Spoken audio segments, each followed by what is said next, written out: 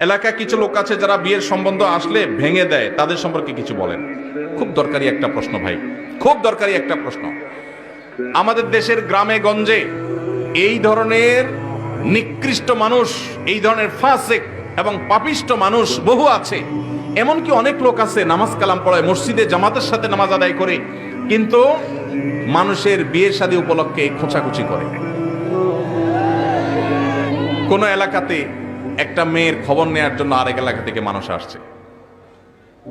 আসছে, এলাকাতে আপনাকে পাইছে একটা পুকুরের ঘাটে উজু করতেছেন, দেখছে যে মসজিদের পুকুরের ঘাট উজু করতেছে, বেচারা নামাজি মানুষই হবে। জিজ্ঞাসা করছেন, ভাই সালাম আলাইকুম, আপনাদের এলাকার অমুক মেয়েটার সম্পর্কে কিছু জানেন কি? আপনি চিন্তা করছেন, আরে তো আপনার শত্রুর মেয়ে, আপনার সাথে তার আইল ঠেলাঠেলি আছে, এই চান্সে আপনি শত্রুতা উদ্ধার করার জন্য বলছেন, ভাই আল্লাহ বাঁচাইছে, আপনি আমার কাছে আসছেন ভাই। এই বইলা যে আপনি একটা শয়তানি শুরু করে দিলেন, আস্ত ডাহা ডাহা মিথ্যা কথা বলে ওই বিয়েটা ভাঙিয়ে দিলেন। এই কাজটা শুধু মিথ্যা না, আল্লাহর জমিনে আল্লাহর আরশ কাঁপার মতো সবচেয়ে ভয়াবহ অপরাধগুলোর মধ্যে থেকে একটি। কারণ এখানে একটা নিষ্কলুষ চরিত্রে আপনি কালিমা দিলেন, একজন নিরপরাধ মানুষ সম্পর্কে মিথ্যাচার করলেন, আবার নিজে মিথ্যা কথা বললেন, আবার ওই লোকটাকে অসত্য সংবাদ দিলেন, মিথ্যা সাক্ষ্য দিলেন।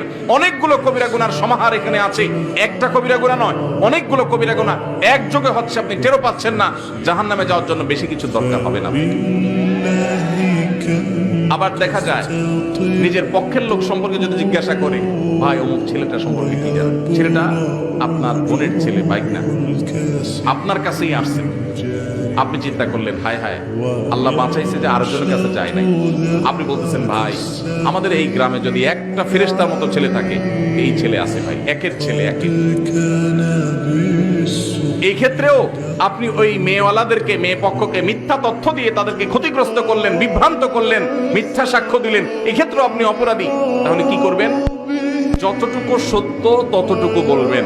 সত্য বলার মতো যদি বুকে বল না থাকে, যদি মনে হয় সত্য বললে আমি মাইর খাওয়া লাগবে, তাহলে বলবেন, ভাই সরি, অন্য কেউ যারা চিনে জানে তাদেরকে জিজ্ঞাসা করেন, আপনি অ্যাভয়েড করে যান।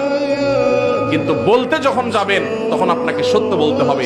নবী সাল্লাল্লাহু আলাইহি সাল্লাম বারবার আমাদেরকে সতর্ক করেছেন। তিনি বলেছেন, যদি তোমাকে কিছু বলতে হয় ফালিয়াকুল খায়রা আও লিয়াসমুত, তাহলে ভালো সত্য যেটা সেটাই বলবে, আর না হলে চুপ থাকবে। কিন্তু বলতে গিয়ে মিথ্যা বলা যাবে না। অনেক ভাইরা আছেন এই অপকর্ম করেন, কোনো কারণ ছাড়াই করেন, অযথা খোঁচাখুচি করেন, আছে না নাই? এই বিয়ে ভাঙার তালে এগুলো হলো মানুষরূপী শয়তান। আপনি যদি আস্ত মানুষের সুরতে শয়তান দেখতে চান, এইরকম বিয়ে ভাঙাভাঙির কাজ যারা করে, এরা হলো সে মানুষরূপী শয়তান। কেন বলেছি জানেন? কারণ ইবলিস শয়তান সবচেয়ে বেশি খুশি হয় একটা সংসার ভেঙে দিলে। একটা সংসার ভেঙে দিলে শয়তান সবচেয়ে বেশি খুশি হয়, অন্য কোনো কাজে শয়তান এত খুশি হয় না।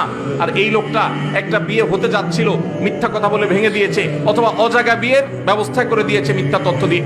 এই লোকটা শয়তানের সে কাজটা করেছে। আল্লাহ আমাদেরকে এই দুশ্চরিত্র থেকে বেঁচে থাকার তৌফিক দান করুন। যারা এই সমস্ত খারাপ কাজের বদভ্যাস আছে, আল্লাহর ওয়াস্তে তারা ছেড়ে দেন, আল্লাহকে ভয় করেন।